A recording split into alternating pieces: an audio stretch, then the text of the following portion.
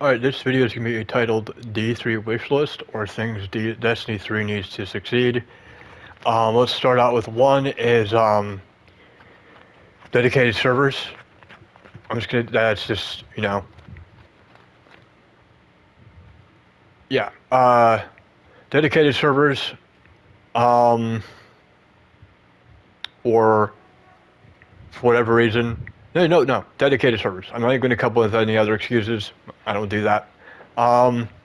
Next is,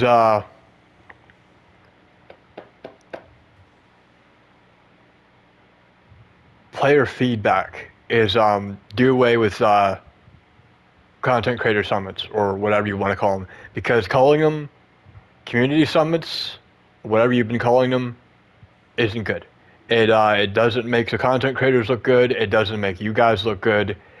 And these are people that you're inviting that, despite how much they might like or hate the game, are only playing it because people are watching the content and that pays their bills. Right? So these aren't people who are really able to give good criticism or feedback. Also, not to mention that most of the people who watch them don't even play the game. Right? So if you're going to get feedback from people who play the game, have like a questionnaire, like, what do you do for a job? And if you're going to pick people from streaming, pick like one or two, and have the rest be like people who are nurses or people who are, what I'm just saying, like people who work jobs, people who only play the game like 1 to 2 hours and then maybe 3 to 4 hours on the weekend. Right? Those are the people you need to be getting feedback from. To move on from that, game engine, you guys need one that you can hotfix. And I would ask, if I was going to ask anybody in your position, I would ask, see if I could find a way to contact or talk to the people from Digital Extreme and sort of like shoot the shit, like, hey, how are you guys able to get the file size for your game so small, just stuff like that. Like, more importantly, how can you guys hotfix while people are still playing the game? How do you handle downtime, server maintenance? How do you guys handle that? Just like stuff like that. That's very important. And maybe sort of like to get them to talk, maybe you could offer to do a collaboration with them, sort of like you did with Star Wars. That might be interesting for people to see. It's still a very popular game, and it is probably the ultimate free-to-play game. It's still very successful, and people talk about and make videos on. So there's that. To move on is, I'm going to say it, I'm going to keep saying it every other video until I'm done. Weapon crafting. And the great thing about starting from Destiny 3 is you don't have to, one, shoehorn in a crafting system that is years old at this point, from an expansion that either people bought or they didn't. And then you have to find a way to get all those other weapons into the current system, right? So you have a fresh start with weapon crafting in D3. You don't have to copy the styles of all those other seasons that you've done. This is the first season, year one, season one of Destiny 3 we're talking about, right? And what weapon crafting does, because I'm assuming that Sony and PlayStation aren't going to give you any more people, right? Unless Renegades is like, it really pops the fuck off. Is it frees up development time, right? And to sort of head off any comments from the peanut gallery from streamers that it gets rid of the loot chase, that you'd be grinding for the same pool of weapons anyway. So it does nothing to get rid of the loot chase. As a matter of fact, it times it by 2, because for every crafted version of a weapon you have, let's say you need like 3 or 4 of them, to unlock the pattern for a weapon, you have to work through the same normal version of the weapon, right?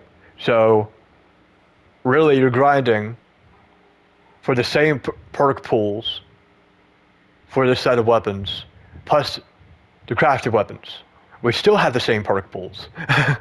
So it's just funny that people make that excuse. And the car guy's gone, so really you can't blame anybody for any future fuck ups. To move on from that story, I don't know if people are really tied to any characters at this point. Maybe. I guess one way to see is I'm not telling you what to do to come up with ideas for story, right? And a lot of people don't pay attention to the story. Renegades is interesting so far. Is to look at user-generated content, hentai, right? What people say about Overwatch is its popularity was founded off of Pornhub. I'm just gonna say that. People still played the game, and the creators were very much aware of that. Because if people are gonna rip models, make them pay for it, sort of thing. So that's one way to see,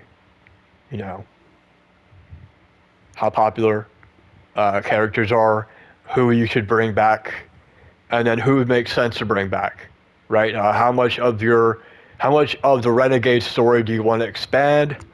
Is it just a one-off? Things like that. Like just see like people's, reaction to it, and bring life in. I sort of like have a thing against streamers and shit because I don't. This is not just me saying this; it's just people don't like them anyway.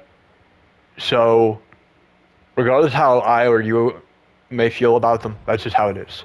I would say bring them in, right? Like ask him like what, and then if you guys are gonna have like a gap, like from the story in Destiny 2 to Destiny 3, like how many hundreds of years are gonna go by?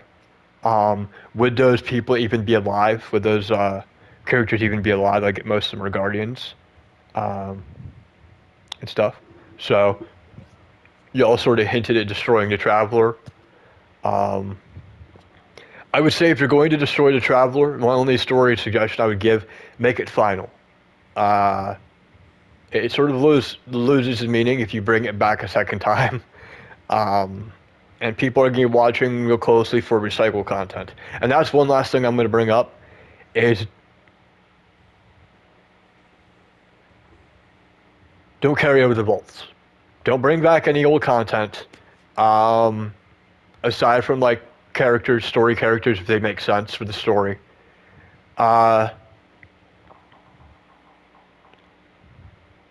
Engine's a big thing. I guess this is the last thing I'll say is engine. People don't want ray tracing as much as they want a stable game, right? They want to be able to play Warframe in Destiny, right? Which means if you guys have to have a hotfix, you should be able to stay in the game, right? You should be able to hotfix in general.